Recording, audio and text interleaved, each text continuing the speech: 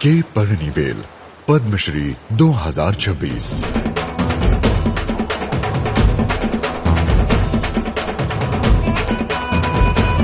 ये सफर शुरू हुआ पुदुचेरी शहर से 10 किलोमीटर दूर पूर्णकुप्पम गांव से। साधारण परिवार में जन्मे परनीवेल ने 13 साल की उम्र में अपने पिता को खो दिया। जिंदगी आसान नहीं थी। परिवार एक घास फूस की झोपड़ी में रहता था। उनकी मां ने 4 बच्चों को पाला।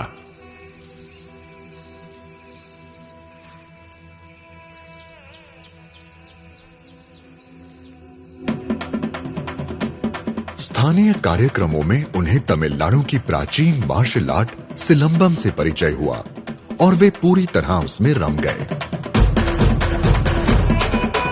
उन दिनों गुरु एक बार सिखाते थे और शिष्य को उसे पूर्णता तक साधना होता था। वे तेज धूप में शैडो प्रैक्टिस करते, जिससे उनके हर मूव में निखार आता गया। 7वीं कक्षा के बाद परनीवेल ने पढ़ाई छोड़ दी और बस क्लीनर की नौकरी शुरू की। उन दिनों बस साफ करने के सिर्फ 3 रुपए मिलते थे, जबकि परिवार चलाने के लिए रोज 10 रुपए चाहिए होते थे।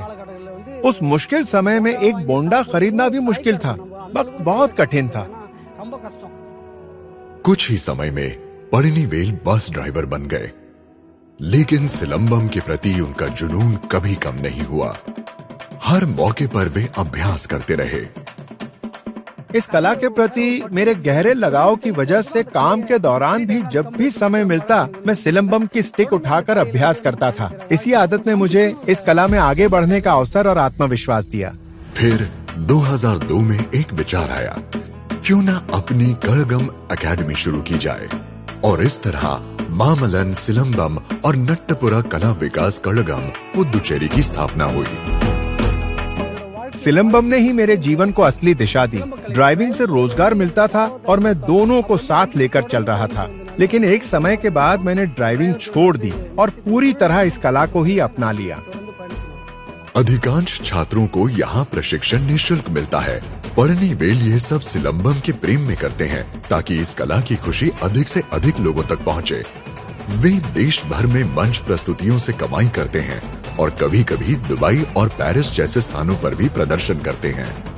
मैंने अपनी युवावस्था में जिस स्टिक से अभ्यास किया था उसे आज भी संभाल कर रखा है। मैंने अपनी पत्नी और बेटे से कहा है मेरी अंतिम यात्रा में वह स्टिक मेरे साथ रखी जाए। मुझे विश्वास है वे मेरी ये इच्छा पूरी करेंगे। मुझे नहीं पता दूसरों के लिए क्या है, लेकिन मेरे लिए सिलंबम मेरी आत्मा की जीवन रेखा है। के परनीवेल पद्मश्री 2026। कोटि कोटि